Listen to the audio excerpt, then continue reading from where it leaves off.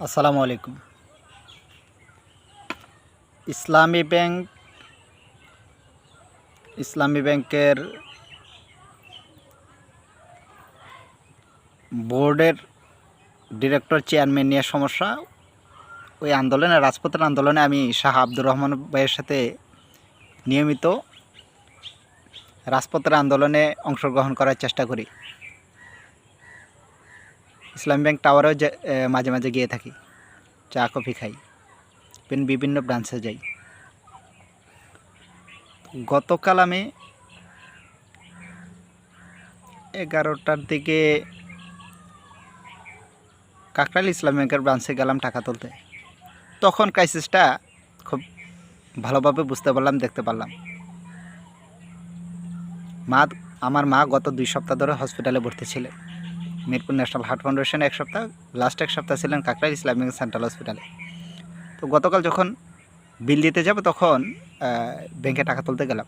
যাওয়ার পরে চেক দিলাম, বললো যে ভাই আপনার এই চেককে আমরা 10 থেকে 15,000 টাকার চেকও টাকা দিতে পারতেছি না, ক্যাশ নেই। তেমনি কী বলেন? আমি আমার পরিচয় দিলাম। তারা বলছে যাই কিছু বলে আমাদের কাছে টাকা নেই, আমি আপনাকে টাকা দিব কোথা থেকে। লাস্ট বলেন যে আপনি লোকাল ব্রাঞ্চে যান মতিঝিলে। আমি সাথে সাথে ছোটো বোনকে নিয়ে ইয়াতে লোকাল ব্রাঞ্চে চলে গেলাম। তো বলার কয়েক মিনিটের মধ্যে টাকা দিছে, রিকোয়েস্ট যেভাবে করছি টাকা দিয়ে দিছে।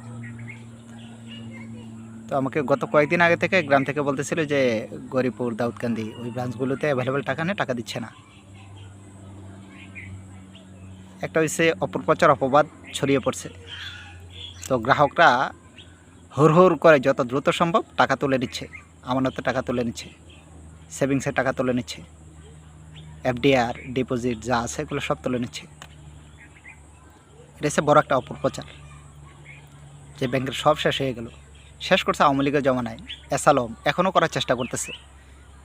কিন্তু এই গণ অভ্যুত্থানের পর থেকে এখন পর্যন্ত দায়ী হয়েছে এই ইসলাম ব্যাংকের ক্রাইসিসের জন্য বর্তমান সরকার এবং ইন্টারিম গভর্নমেন্ট, দুইটাই দায়ী।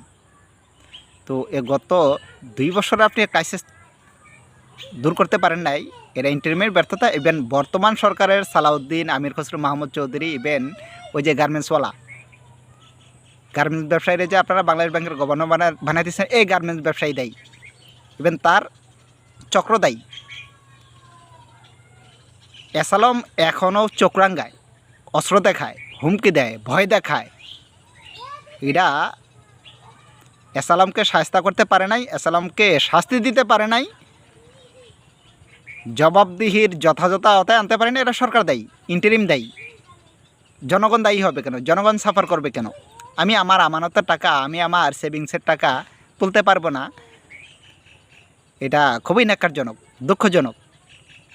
প্রবাসীরা টাকা পাঠায়, আমার ভাই টাকা পাঠাইছে, ওই ব্যাংকের টাকা সাথে সাথে আমরা তুলবো, ওই টাকা তুলতে পারছি না। সিঙ্গাপুর, মালয়েশিয়া, মধ্যপ্রাচ্য, ইউরোপ, গোটা পৃথিবী থেকে প্রবাসীরা টাকা পাঠাইতেছেন। ওই টাকা দিয়ে, ওই প্রবাসীদের ইনকাম দিয়ে, রেমিটেন্স দিয়ে দেশ চলতেছে। এরা আওয়ামী লীগও স্বীকার করছে, ইন্টারিমও স্বীকার করছে, ইভেন এখনকার সরকারও স্বীকার করে। কিন্তু স্বীকার করে মাগার এর যথাযথ কোনো রেমিডি নেই। প্রবাসীরা হাজারো সমস্যায় ভুক্তভোগী, কিন্তু যথাযথ কোনো রেমিডি নেই। আপনি এয়ারপোর্টে যান, আপনি হসপিটালে যান, আপনি পাসপোর্ট অফিসে যান, আপনি শপিং মলে যান, আপনি জমি জমা কিনতে যান, হাজারো জায়গায় প্রবাসীদের পরিবাররা সাফার করতেছে, হামলার শিকার হচ্ছে, হেনস্থার শিকার হচ্ছে, অপমান অপদস্থ হইতেছে। যথাযথ কোনো রেমিডি নেই। কিন্তু আপনি স্বীকৃতি দিচ্ছেন যে হ্যাঁ প্রবাসীর টাকা পাঠাইতেছে, প্রবাসীদের টাকা রাষ্ট্র চলে। তা আপনি তো মুনাফিক, রাষ্ট্র মুনাফিক, সরকার মুনাফিক, রাষ্ট্রের সংস্থাগুলো মুনাফিক, গাদ্দারি করছে, তাদের সাথে বেইমানি করতেছে। আমি প্রবাসীদের বলবো যে আপনারা এই মুহূর্তে ইসলামী ব্যাংকের পাশে থাকেন, এই ক্রাইসিস থাকবে না। আমি হলফ করে বলতে পারি ইসলামী ব্যাংকের ক্রাইসিস থাকবে না।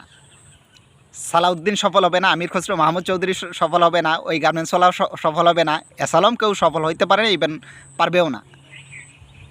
আপনারা ইসলামী ব্যাংকের পাশে থাকেন, ইসলামী ব্যাংকে আমানত রাখতে পারেন, ইভেন রাখবেন। এটা হচ্ছে আমার পক্ষ থেকে রিকোয়েস্ট। রাখতে পারেন না, আমার পক্ষ থেকে রিকোয়েস্ট, ইসলামী ব্যাংকে আমানত রাখেন।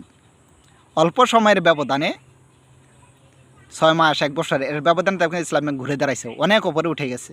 আল্লাহ সাহায্য করবেন, জনগণ পাশে আছেন, সাধারণ মানুষ পাশে আছেন। ইসলামী ব্যাংক অনেক ভালো করেছে অতীতে, আরও ভালো করবে। এই যেমন ব্যাংক ফাউন্ডেশনের 2জন কর্মকর্তা চেঞ্জ হয়েছে, যে কোনো কারণেই চেঞ্জ হয়েছে। যারা গতকাল পর্যন্ত অফিস করছেন তাদের সাথেও সালাম বিনিময় হয়েছে। নতুন যারা এসেছেন অথবা চেয়ারে বসবেন তাদের সাথেও সালাম বিনিময় হবে আশাবাদী। ইসলামী ব্যাংক ফাউন্ডেশনের অধীনে যে hospital, medical college, school, college, English medium, Bangla medium অথবা ইংলিশ ভার্সন যেই প্রতিষ্ঠানগুলোই আছে, মাদ্রাসা আছে, সবগুলো থেকে ইসকন, ভারতের দালাল, আওয়ামী দালাল সব বের করে দেন। ইসলামী ব্যাংক হসপিটাল মিরপুর পল্লবী ব্রাঞ্চে ইসকনের দালাল, সাচিবের দালাল, ভারতের দালালরা বসে আছে, তাদেরকে ঘাড় ধাক্কা দিয়ে বের করে দেন। দেখবেন প্রতিষ্ঠানগুলো ঘুরে দাঁড়াইতেছে, মানুষ ভালো সেবা পাইতেছে, মানুষ স্বস্তি পাইতেছে।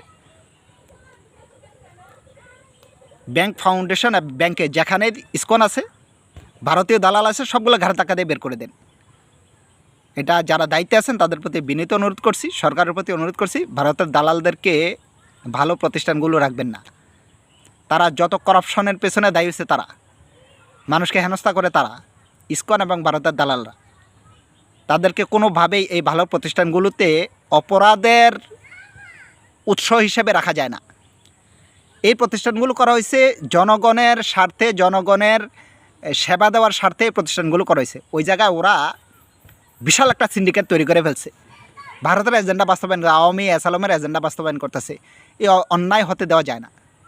আমি সাধারণ জনগণ, সরকার, ইভেন ফাউন্ডেশন, ইসলামী ব্যাংক ফাউন্ডেশন, ইসলামী ব্যাংকের যারা নতুন বসছেন, ডিরেক্টর বোর্ডে বসবেন এবং বর্তমানে আছেন, সবাইকে অনুরোধ করছি আপনারা ব্যাংকের স্বার্থে, জনগণের স্বার্থে, দেশের স্বার্থে, অর্থনীতির স্বার্থে এই প্রতিষ্ঠানগুলোকে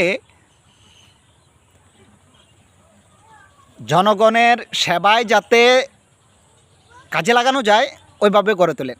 ইসকন বের করে দেন, অবশ্যই ইসকনকে বের করে দিতে হবে, নাহলে আবার আমরা গণ আন্দোলন গড়ে তুলব, ইভেন আমরা সফল হব ইনশাআল্লাহ।